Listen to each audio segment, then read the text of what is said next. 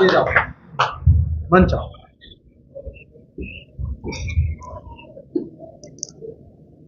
भारत माता की, भारत माता की। सुनने की और बैठने की क्षमता 2 घंटे की होती है और आपका वो समय पूरा हो चुका है। भोजन का भी समय हो चुका है। एक बार आप लोगों से आग्रह करता हूं, एक बार जरा खड़े हो जाए, थोड़ा ऐसे स्ट्रेच कर लें, ऐसे थोड़ा स्ट्रेच कर लें और आपस में कुर्सी बदल लें। अपने वाले पे ना बैठे, बस ऐसे आपस में एक दूसरे की तरफ मुस्कुरा के देख के नमस्ते करके शिफ्ट कर ले। इसका कुछ वैज्ञानिक कारण है, बताऊंगा नहीं।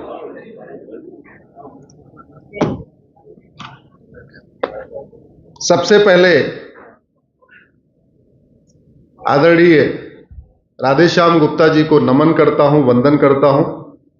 भगवान से प्रार्थना करता हूं आपके पूरे परिवार को भगवान हमेशा स्वस्थ रखें, सबको लंबी उम्र दें, सुख दें, सम्मति दें। पूरे चेतना टीम, बैठे सभी परिवार, सभी माताएं, बहनें, बच्चों, सबके लिए प्रार्थना करता हूं भगवान महादेव सबको हमेशा स्वस्थ रखें, खुश रखें। आज 2 अक्टूबर है। दो महापुरुषों की जयंती भी है। लेकिन उसके पहले आज हम अपने जानने वाले पूर्वजों का तर्पण कर रहे हैं, तो एक बार आंख बंद करके उन पूर्वजों का तर्पण करिए जिन्होंने जजिया तो दिया लेकिन कन्वर्ट नहीं हुए। उन माताओं को याद करिए जिन्होंने अपने सतीत्व की रक्षा के लिए आग में कूदना स्वीकार किया लेकिन कन्वर्ट नहीं हुई। अपने उन पूर्वजों को याद करिए जिनके कारण आज हम गुप्ता, जिंदल, बिंदल, उपाध्याय, शुक्ला, देवधर, यादव, पटेल, नाई, धोबी हम आज बने हुए हैं। उन सभी पूर्वजों को याद करिए जिन्होंने असंख्य यातनाएं झेली लेकिन वो कन्वर्ट नहीं हुए, हमारा सम्मान बनाए रखा, हमें राम से जोड़े रखा, हमें कृष्ण से जोड़े रखा, हमें अधिकार दिया कि हम रक्षा पहन सकें, हमें यह अधिकार दिया हमारी माताएं बहनें मंगलसूत्र पहन सके। उन सभी पूर्वजों को याद करिए। आज 2 अक्टूबर है और भारत में हम 2 महापुरुषों की जयंती मना रहे हैं। इन 2 महापुरुषों का योगदान केवल वर्तमान भारत को स्वतंत्र कराने में था या उस वाले भारत को जिसमें पाकिस्तान, बांग्लादेश भी थे? जोर से बोलिए जरा। अरे भैया, अगले आधे घंटे तक संवाद करना है। मैं एक तरफा बोलता नहीं हूं, मैं जो पूछूं बोलिए। गांधी जी और शास्त्री जी, नेताजी, हमारे भगत सिंह, सुखदेव, राजगुरु, ऐसे असंख्य जो हमारे स्वतंत्रता संग्राम सेनानी थे, उन्होंने वर्तमान भारत को आजाद कराया था या पूरे भारत को आजाद कराया था जिसमें पाकिस्तान, बांग्लादेश भी है? तो फिर गांधी जयंती और शास्त्री जयंती भारत में ही क्यों मनाई जाती है, पाकिस्तान, बांग्लादेश में क्यों नहीं मनाई जाती?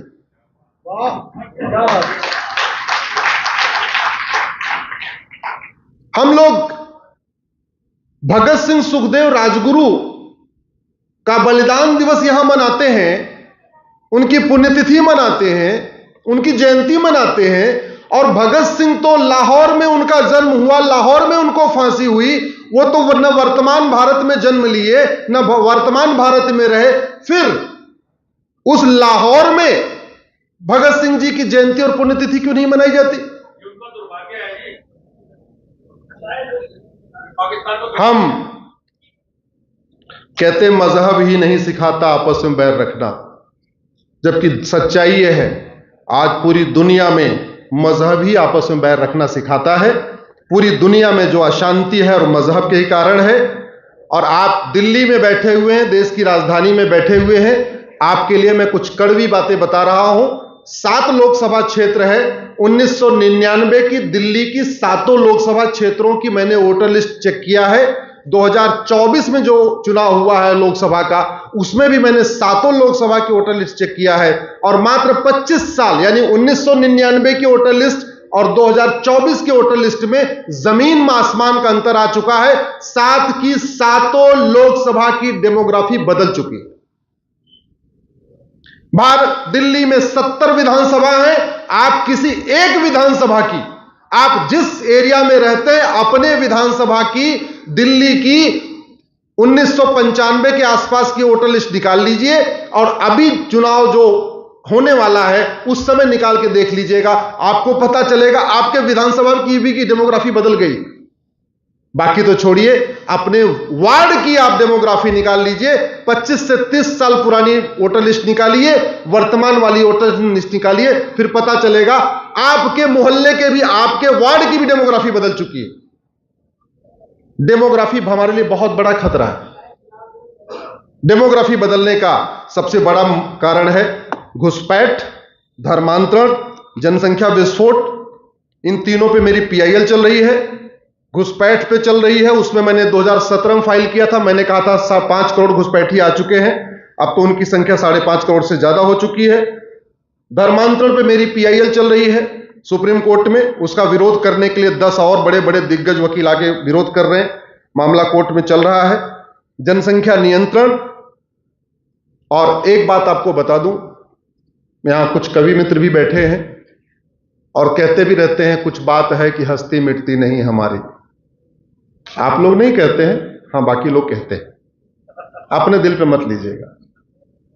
सच्चाई तो यह है, हमारी हस्ती भी मिट रही है, हमारी बस्ती भी मिट रही है। इसके बावजूद हम ताली बजाते हैं कुछ बात है कि हस्ती मिटती नहीं हमारी। कड़वी सच्चाई है। जिस मंच पे मैं खड़ा हूं बहुत बढ़िया दिख रहा है, चारों तरफ फूल लगे हैं, सब कुछ लगा हुआ है और मैं आराम से बोल भी रहा हूं। अगर इसके नीचे सांप बैठा हो तो हम सुरक्षित हैं क्या? जोर से बोलिए जरा। सच्चाई यह है, ज्यादातर लोग आराम से बैठे हुए हैं क्योंकि वो बिस्तर के नीचे झांक के देख नहीं रहे हैं कि उनके बिस्तर के नीचे क्या है, उनके बेड के नीचे क्या है, वो जहां रह रहे हैं उसके नीचे रखा क्या है। 2024 की जुलाई में ईस्ट बंगाल, जिसको आज बांग्लादेश कहते हैं, अरे वो ईस्ट बंगाल है ना। वेस्ट बंगाल हमारे पास है, ईस्ट बंगाल बांग्लादेश बन गया। ईस्ट पंजाब हमारे पास है, वेस्ट पंजाब पाकिस्तान बन गया। 2024 की जुलाई में बांग्लादेश के हिंदू, जैन, बौद्ध, सिख, ब्राह्मण, क्षत्रिय, वैश्य, दलित ने सोचा था क्या कि अगस्त में उनके साथ क्या होगा? कल्पना किया था क्या? नहीं। और क्या क्या हुआ है?